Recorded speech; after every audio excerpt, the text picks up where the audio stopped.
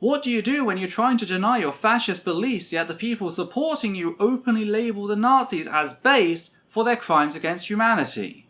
Thankfully, that's a question I've never had to deal with, but the same can't be said by anti-trans bigot Graham Linehan, as we'll see in a second.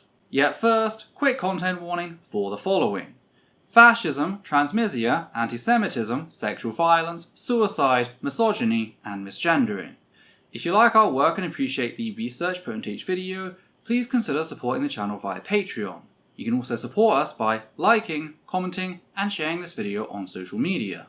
Hi there, my name is Ethel Thurston, she, her, they, them, and today we'll be covering how members of Graham Linehan's audience have not only openly praised the Nazis as being based, but gleefully mocked sexual violence against both women and children, behaviour Linehan has done absolutely nothing to curb. So as many of you know, last week I published a video exposing Graham Linehan's use of image-based sexual abuse, specifically him posting a photo of a trans person's genitals without their consent, all whilst comparing their body to the atrocities of the Holocaust as a means of inciting violence against trans people. I also explained the irony here in how gender-critical rhetoric, like that pushed by Graham Linehan, has its origins in the fascism of Nazi Germany, as well as how he was engaging in Holocaust denial. What can I say? Graham Linehan is a terrible human being. Of course, it wasn't long before Linehan found out about the video, leading the former comedy writer turned full-time anti-trans bigot to beg his audience to try and mass flag it off of YouTube, pleading with them in stating, quote, "Can people use YouTube's reporting to take down this video, or preferably the guy's account? But before you do, have a watch of it. It's very instructive, but not for the reason he thinks." End quote. Now the reason he's doing this, rather than taking legal action, is pretty simple. Graham Linehan previously threatened me in 2020 for accurately describing how he supported the torture of trans youth, leading me to begin fundraising to go to court should he actually act on said threat. Of course he never did. Why? Well, because he realised I wasn't going to be intimidated as with the others, including Pink News, and that if things actually made it to court, he'd lose the case.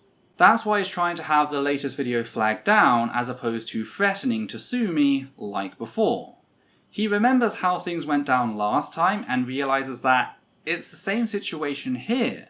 He knows I have a watertight case, so if he actually took me to court, as his many fans are telling him to do, he knows what the verdict would be and how every paper in the UK and Ireland would likely run the headline, "Judge rules fair to call Graham Linehan sexual predator."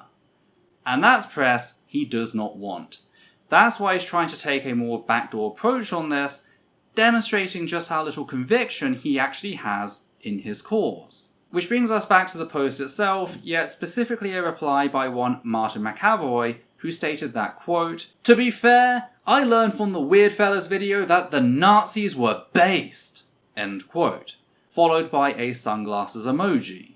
McAvoy also shared a screenshot of a tweet posted by Working Class History, which reads, quote, "On this day, the 6th of May, 1933, Nazis raided the Institute of Sex Research in Berlin. It was a pioneering organization which supported gay and trans rights and equality for women. It employed numerous trans workers and pioneered gender affirmation surgery. Its library was then burned." End quote. What is there to say but fucking yikes? So Graham is whining about the facts that I accurately pointed out the Nazi origins of his fascist rhetoric, only for one of his loyal fans to come in and quite literally call the Nazis based for their crimes against both the LGBT+ community and women. Like, I couldn't have planned that if I tried, so it's just spectacular to see the whole thing blow up in Linehan's face. This seems to be part of a wider problem for people like Linehan in how leaders of the gender-critical movement are finding themselves having a harder and harder time denying their fascist roots as their followers become emboldened by their bigotry. We recently saw another gender-critical leader, Kellie-Jay Keen-Minshull, someone Linehan sucks up to, venting her own frustrations regarding this fact in one of her videos. I frequently get asked about, how are we going to stop this? How are we going to stop being accused of being Nazis? You can't. Why defend it? You can't. See, she says that. Yet, those of us in the human rights community don't seem to have this problem. Like, sure, gender-critical cranks have long attempted to project their fascist nature onto their victims, but the general public doesn't accept that.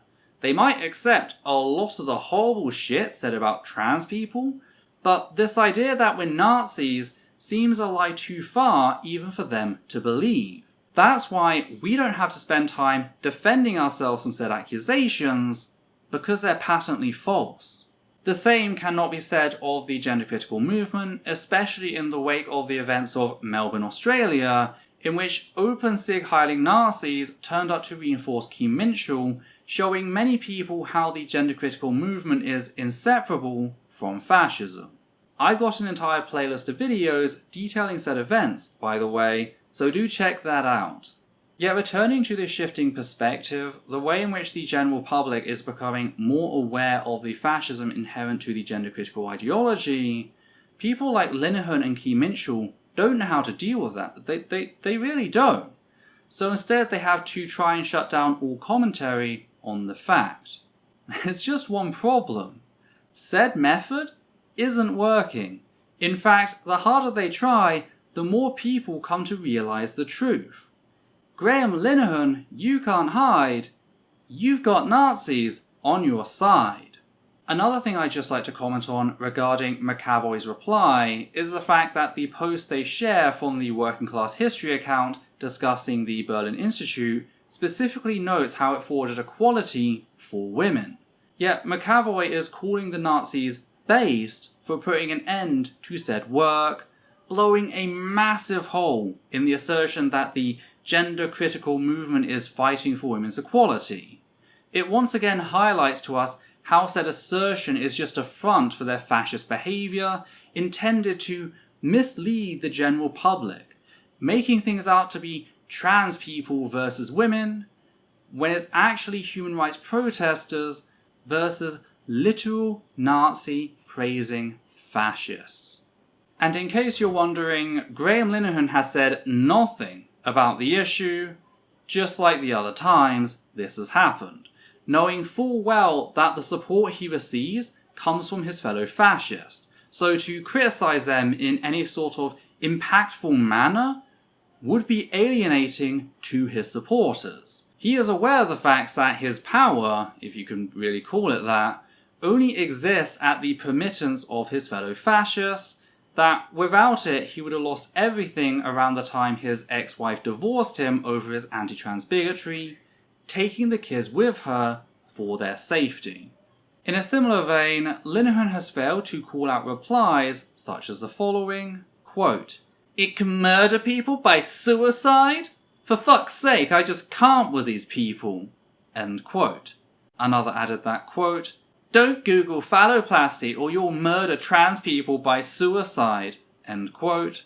Finally, we have one which stated, quote, "Don't say mean things or trans people will commit suicide."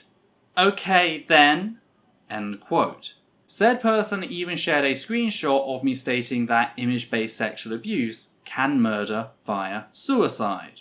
Now, if you went by these comments alone, you'd probably think I'd made said statement specifically about image-based sexual abuse targeted at trans people, which would still be horrific in its own right, particularly with the individual who stated "okay then" at the end.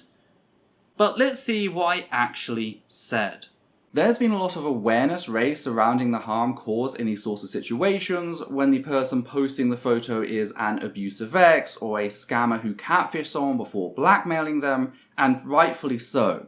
It can murder people via suicide. So I was actually talking about image-based sexual abuse in general, with my two examples being that of an ex sharing photos of their former partner, what is often referred to as revenge porn, and that of a scammer catfishing someone into sending them nudes before blackmailing them for money, something known as sextortion. Starting with the first, I'd just like to clarify why I didn't use the term revenge porn in my original video, and that's because said term implies that the victim did something wrong to provoke said sexual violence and thus deserved it to some degree, when that's never the case. Nothing justifies sexual violence, and I mean nothing. There are so many cases of people, mostly women, driven to end their lives because of such sexual abuse.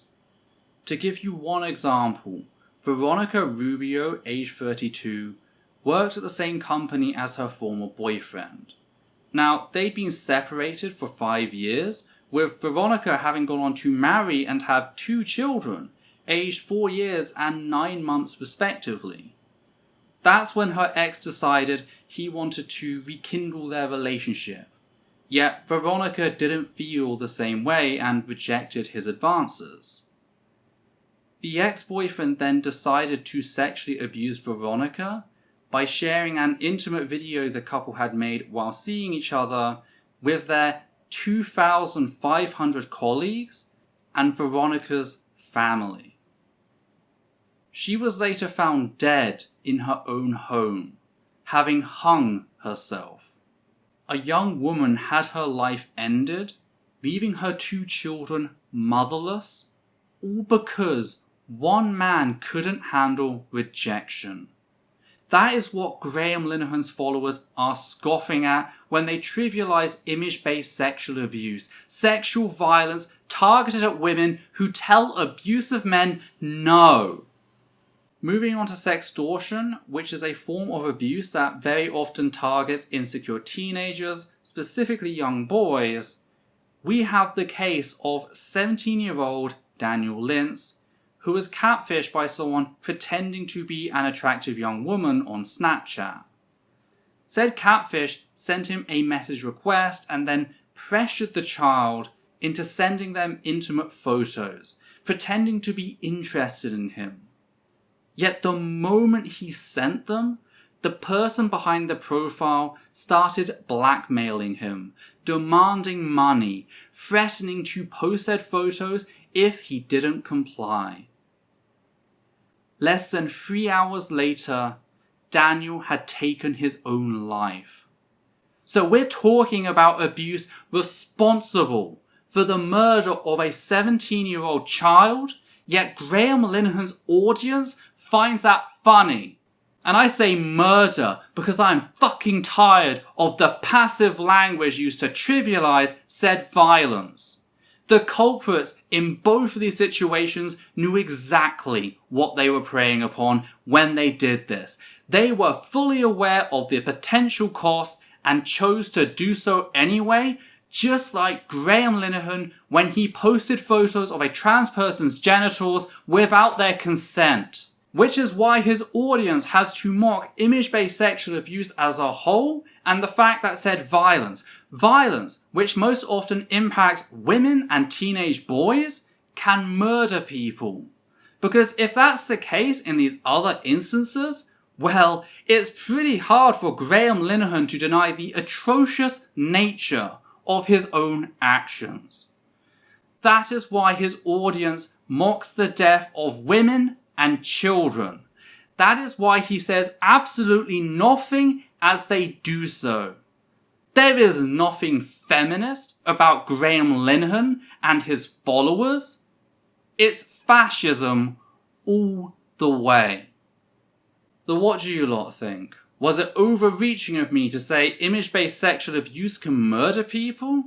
Is it normal for feminists to mock sexual violence? Do you think Linehan's permittance or such behaviour confirms what trans people have been saying about him all this time? Did you notice something I missed? If so, be sure to let me know down below. And if you appreciate what we do here and want to help out, please consider becoming one of our wonderful patrons who make our work possible. On that note, we'd just like to thank the following people: Matthew Kovac, Gert Van Vorst, Hannah Banghart, Marble Wings, Sosh Daniels, Flynn, and Higgins the Seagull. And for myself, Adita and Levi, take care now.